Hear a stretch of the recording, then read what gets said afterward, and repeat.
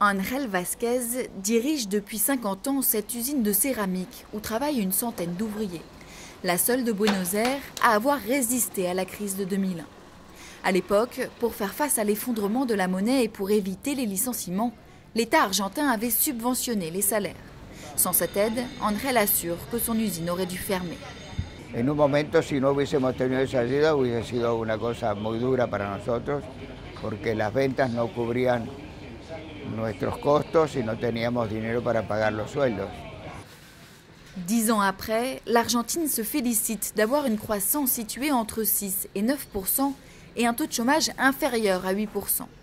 Une reprise due principalement au boom du prix des matières premières comme le soja et à l'augmentation des exportations. Mais l'inflation galopante inquiète les économistes. Officiellement évaluée à 8%, des instituts indépendants la situent en fait entre 20 et 30%. Se utiliza un número que para la mayoría de la gente no tiene nada que ver con la realidad que palpan todos los días en sus bolsillos. Y la inflación va a ir incrementándose, por lo tanto en algún momento eso puede generar un efecto importante sobre el crecimiento de la economía.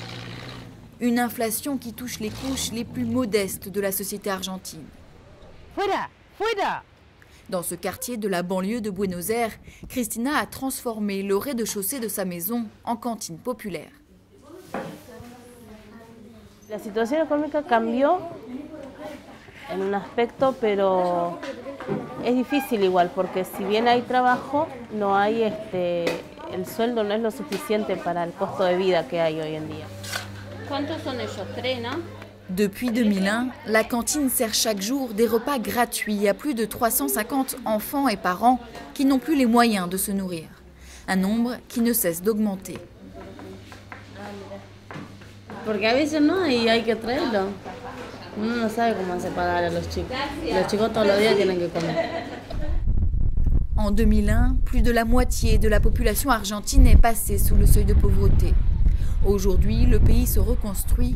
L'Argentine doit petit à petit regagner la confiance de sa population, mais aussi des marchés internationaux.